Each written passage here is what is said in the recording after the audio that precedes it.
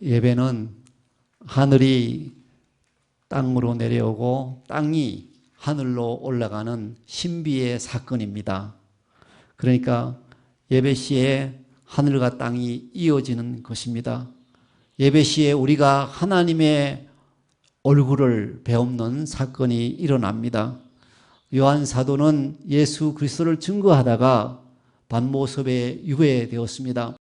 밤모습은 너무 밤에는 춥고 낮에는 더워서 건강한 사람이라도 얼마 지나지 않으면 목숨을 잃는다고 했습니다. 그렇지만 그는 교회 멸절의 위기에서 온전히 하나님을 향하여 기도했습니다. 그 예배자는 천상의 예배 자리로 들림받아 전능한 하나님 앞에 섰습니다. 그 모습이 요한계시록 1장에서 5장에 나옵니다. 또 우리가 잘 알듯이 창세기 28장에 야곱이 꿈에 땅에서 사닥다리가 하늘에 닿았는데 그 다리 위로 하나님의 사자들이 오르락 내리락 하는 것을 보았습니다. 예수님께서는 요한복음 1장 51절에서 나다나엘에게 너희가 인자 위에 천사가 오르락 내리락 하는 것을 보리라 말씀하셨는데 그 하늘로 이르는 다리는 예수 그리스도이십니다. 디도서 2장 5절에 하나님은 한 분이시요 또 하나님과 사람 사이의 중보자도 한 분이시니 곧 사람이신 그리스도 예수라고 하였습니다. 우리는 오직 예수님을 통해서만이 하나님께로 나아갈 수 있습니다. 그의 보혈로 씻음 받아야 하나님께로 나갈 수가 있습니다. 나 같은 죄인 살리신 그 은혜 놀라와 그 사랑에 감격하여 감동함으로 우리는 예배를 드리게 됩니다. 예배를 뜻하는 영어 워십이란 말은 하나님께 대한 가치 혹은 존경을 돌린다는 것입니다.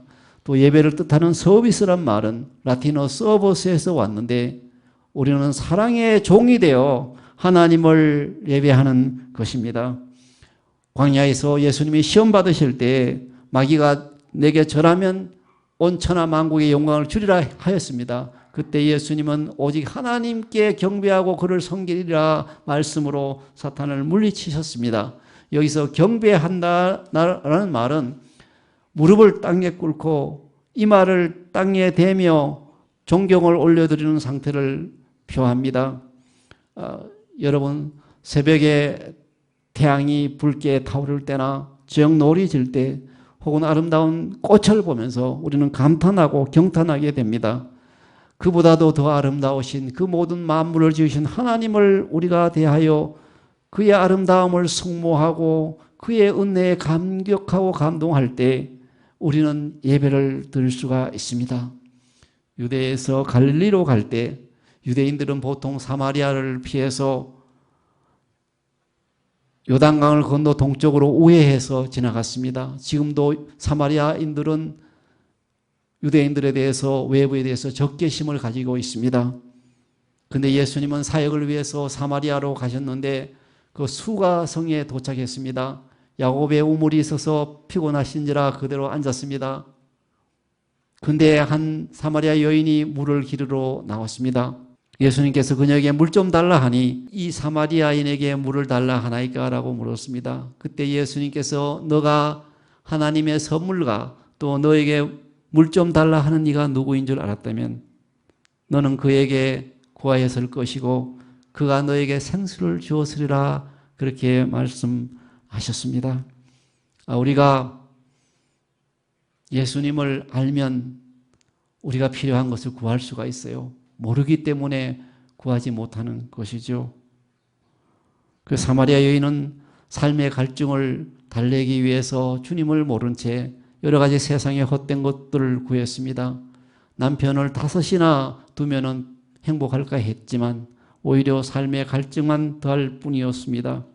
그런데 사마리아 여인이 예수님을 만나고 예수 그리스도께서 그리스도이시오 메시아임을 깨닫는 순간 그를 마음으로 예배하기 시작했습니다. 그를 존경하기 시작했습니다.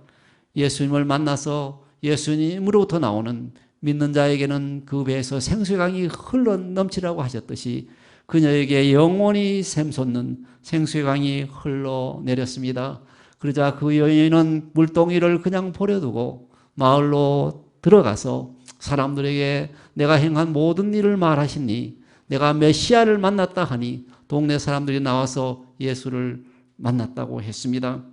매춘부같이 살았던 그녀가 이제는 기쁨으로 그리스도를 증거하는 복된 복음 전파자가 되었습니다. 그녀는 이제는 영원한 신랑이신 그리스도를 만나서 참 생명과 기쁨을 누리며 살았던 것입니다. 오늘날 우리의 많은 문제가 하나님의 선물을 모르고 있다는 것, 또 예수 그리스도를 임마누엘 하나님인 것은 들었지만 그가 나와 무슨 상관이 있는가 멀리 두고 그리스도를 알지 못하는 데서 풍족한 삶을 살지 못하는 일이 일어납니다. 예수님을 만날 때 우리는 주님이 약속하신 윤택한 삶을 살 수가 있습니다. 예수님을 만날 때 영적 스파크가 일어납니다. 예수님을 만나 예배할 때 우리의 영혼 몸이 치유됩니다. 문제가 해결되는 역사가 일어나고 홍해가 갈라지는 역사가 일어나고 여리고 벽이 무너지는 역사가 일어나는 것입니다. 우리는 항상 함께 하시는 예수님을 알아야 합니다. 예레미야서 29장 13절에 너희가 온 마음으로 나를 구하면 나를 찾을 것이요 나를 만날 것이다 라고 하셨습니다. 우리 생명인 그리스도를 만나 예배할 때 우리는 그가 주시는 영원한 생명수를 마시게 됩니다. 그리스도를 만나 영적 눈이 띄어지는 역사가 일어납니다. 참된 예배란 무엇이냐 하면 예수 그리스도를 나의 구주로 모시고 경배하는 것입니다. 하나님의 관점에서 우리가 또한 어떤 존재인가를 깨닫는 것이 예배이기도 합니다. 오늘 읽은 말씀 아버지께 참되게 예배하는 자들은 영과 진리로 예배할 때가 오나니 곧 이때라. 아버지께서는 자기에게 이렇게 예배하는 자들을 찾으시느니라. 하나님은 영이시니 예배하는 자가 영과 진리로 예배할지니라.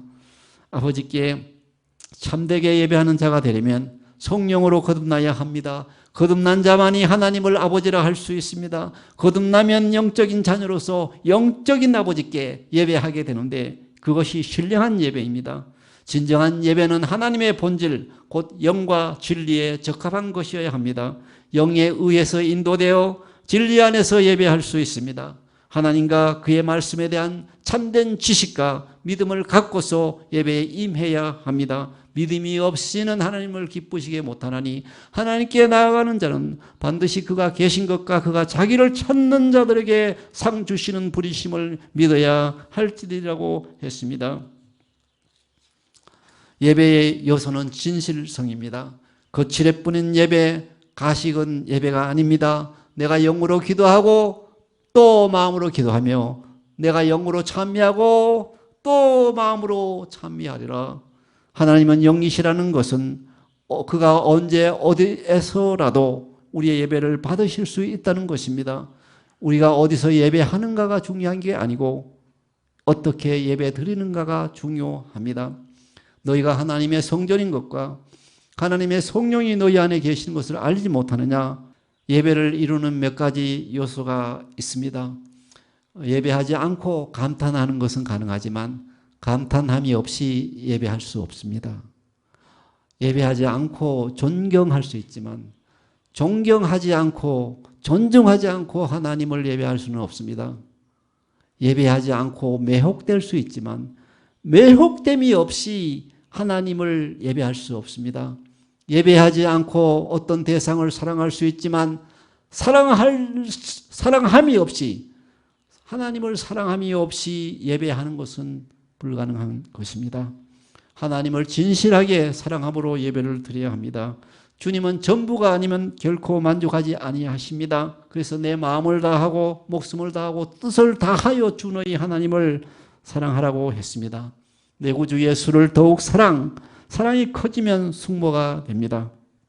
예배에 실패하면 우리 영혼이 넘어지기 쉽습니다. 그러나 예배에 성공하면 인생에도 성공을 하게 됩니다. 내가 만족을 얻고 즐겁게 되려는 나 중심의 예배에서 벗어나야 합니다. 어찌하면 내가 나의 최선의 것을 아버지 하나님께 이 시간 드릴 수가 있을까? 이렇게 생각하며 나의 최선의 것을 주님께 드리는 것이 하나님이 기뻐하시는 예배입니다. 내 몸을 하나님이 기뻐하시는 거룩한 산제사로 드릴 수 있는 것이 진정한 예배가 되는 것입니다. 가인과 아벨 두 사람이 제사를 드렸지만 아벨과 그의 제물은 하나님께서 연락하시고 가인과 그의 예물은 하나님께서 연락하지 아니하셨습니다. 그래서 토저 목사님은 이를 다음같이 설명합니다. 첫째, 가인은 하나님이 어떤 분인지 알지 못했다.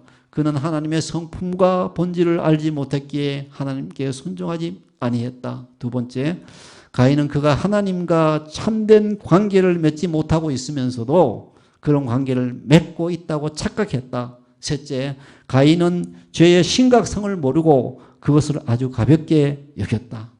가인이 드린 예배는 부적절하고 무의미한 예배였다라고 했습니다. 우리가 드리는 예배가 진실하고 진짜이고 진심에서 우러났습니까? 성령님도 우리를 위해 기도하고 있습니다. 장례 예배에 가면 주로 우리가 듣는 말이 천국 환송 예배라는 말을 듣습니다. 근데 A.W. 토저 목사님이 한 번은 고인의 장례식에 참석했는데 평상시에 고인이 어떻게 살았는가 생각하면 천국에 가서 얼마나 지루할까라고 생각했답니다. 그 고인은 살았을 때 뭐 기도하는 일도 없었고 찬송 대신 불평하고 하나님과는 아무 상관없이 살았던 사람인데 그것이 어떻게 변할 수 있을까라고 생각을 했었다고 합니다. 천국은 빛과 사랑이 넘치는 곳인데 어둠에 살던 사람이 그곳에 가면 얼마나 눈이 부셔서 힘이 들까라는 걱정을 했다는 것입니다. 그러므로 우리는 모세처럼 이 땅 위에 살 때 하나님의 빛을 받아 우리의 얼굴이 달아오를 때까지 그분과 교제함이 좋습니다. 끊임없이 하나님을 찾고 그와 교제합시다. 아브라함이 그러하였고 바울이 그러하였습니다. 예수님께서 그런 모범을 친히 보여주셨습니다. 우리도 그러한 삶을 살 때 하나님의 자녀로서 빛나는 삶을 살 수 있을 것입니다. 5일간 밤낮 환락을 즐기는 것보다 5분 동안 예배 드리는 것이 더 기쁩니다. 예배할 때 우리의 모든 마음의 병, 육신의 병, 모든 문제가 다 해결될 줄 믿습니다. 로렌스 형제는 종종 자신을 조각사 앞에서 상으로 조각되고 있는 돌같이 하나님 앞에 자신을 드렸습니다. 그는 하나님이 그의 완전한 형상을 자신의 영혼에 형성하고 자신을 전적으로 그와 같게 만들기를 열망하였습니다. 로렌스 형제는 그의 긴 생애 동안 하나님의 면전에서 행하였습니다. 그가 죽게 되었을 때 그는 특별히 다른 것을 할 필요가 없었습니다. 마지막 순간에 그에게 죽음이 다가오고 있는 그때에 누군가 그에게 로렌스 형제 지금 무슨 생각을 하고 계십니까? 라고 물었습니다. 그는 단지 이렇게 대답했습니다. 지금 나는 내가 앞으로 영원히 하게 될 일을 하고 있습니다. 그것은 하나님을 찬양하고 하나님의 영광을 노래하고 하나님을 숭모하는 일, 나의 전심에서 우러나는 사랑을 바치는 일입니다. 나의 형제들이요, 다른 것들은 전혀 생각하지 않고 하나님을 사랑하고 예배하는 것이 우리가 해야 할 유일한 일입니다.